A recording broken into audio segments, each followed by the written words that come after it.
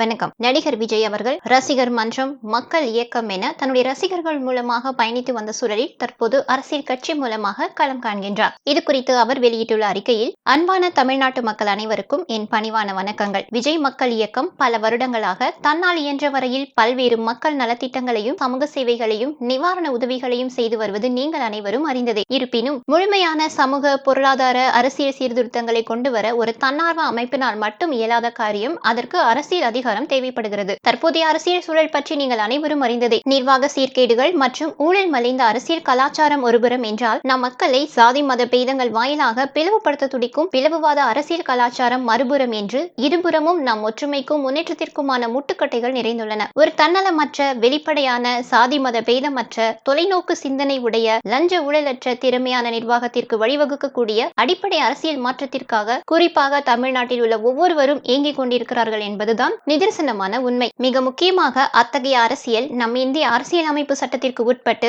தமிழ்நாட்டின் மாநில உரிமைகள் சார்ந்து இந்த மண்ணுக்கேற்ற பிறப்புக்கும் எல்லா உயிர்க்கும் என்கிற சமத்துவ கொள்கை பற்று உடையதாகவும் இருக்க வேண்டும். அத்தகைய அடிப்படை அரசியல் மாற்றத்தை மக்களின் ஏகோபித்த அபிமானமும் அன்பும் பெற்ற முதன்மையான ஒரு மக்கள் சக்தியால் தான் சாத்தியப்படுத்த முடியும். இந்நிலையில் என்னுடைய தாய் தந்தைக்கு அடுத்து எனக்கு பெயர், புகழ் மற்றும் எல்லாமும் கொடுத்த தமிழ்நாட்டு மக்களுக்கும் தமிழ் சமுதாயத்திற்கும் என்னால் முடிந்த வரையில் இன்னும் முழுமையாக உதவ வேண்டும் என்பதை எனது நீண்ட கால எண்ணம் மற்றும் விருப்பமாகும். எண்ணி துணிக கருமம் என்பது வள்ளுவன் வாக்கு. அதன்படியே தமிழக வெற்றி கழகம் என்கிற பெயரில் எமது தலைமையிலான அரசியல் கட்சி துவங்கப்பட்டு இந்திய தலைமை தேர்தல் ஆணையத்தில் பதிவு செய்ய எமது கட்சியின் சார்பில் இன்று விண்ணப்பம் செய்யப்பட்டுள்ளது. முன்னதாக 25/1/2024 அன்று சென்னையில் நடைபெற்ற மாநில பொதுக்குழு மற்றும் செயற்குழு கூட்டத்தில் கட்சியின் தலைவர் மற்றும் தலைமை செயலக நிர்வாகிகள் தேர்ந்தெடுக்கப்பட்டு கட்சியின் அரசியலமைப்பு சட்டம் மற்றும் சட்ட விதிகள் முறைப்படி ஒப்புதல் வழங்கப்பட்டு அனைத்து பொதுக்குழு உறுப்பினர்களால் ஏற்றுக்கொள்ளப்பட்டுள்ளது. வரும் 2026 சட்டமன்ற தேர்தலில் போட்டியிட்டு வெற்றி பெற்று மக்கள் விரும்பும் அடிப்படை அரசியல் மாற்றத்திற்கு வழிவகுப்பதுதான் நமது இலக்கு. தேர்தல் ஆணையத்தின் அங்கீகாரம் கிடைக்க பெற்ற பின் வரும் நாடாளுமன்ற தேர்தல் முடிந்தவுடன் தமிழ்நாடு சார்ந்த கொள்கைகளின் வெற்றிக்கும் தமிழ்நாட்டு மக்களின் உயர்வுக்குமான எமது கட்சியின் கொள்கைகள், கோட்பாடுகள், கொடி, சின்னம் மற்றும் செயல் திட்டங்களை முன்வைத்து மக்கள் சந்திப்பு நிகழ்வுகளுடன் தமிழ்நாட்டு மக்களுக்கான நம் அரசியல் பயணம் துவங்கும். இடைப்பட்ட காலத்தில் எமது கட்சியின் தொண்டர்களை அரசியல் மயப்படுத்தி அமைப்பு ரீதியாக அவர்களை தயார் நிலைக்கு கொண்டு வரும் பணிகளும், கட்சியின் சட்ட விதிகளுக்கு உட்பட்டு ஜனநாயக முறையில் பொறுப்பாளர்களை தேர்ந்தெடுத்து உள்கட்டமைப்பை வலுப்படுத்தும் பணிகளும் தீவிரமாக செயல்படுத்தப்படும். தேர்தல் ஆணையத்தின் அங்கீகாரம் மற்றும் கட்சி விரிவாக்க பணிகளுக்கு தேவையான கால அவகாசத்தை கணக்கில் கொண்டே தற்போது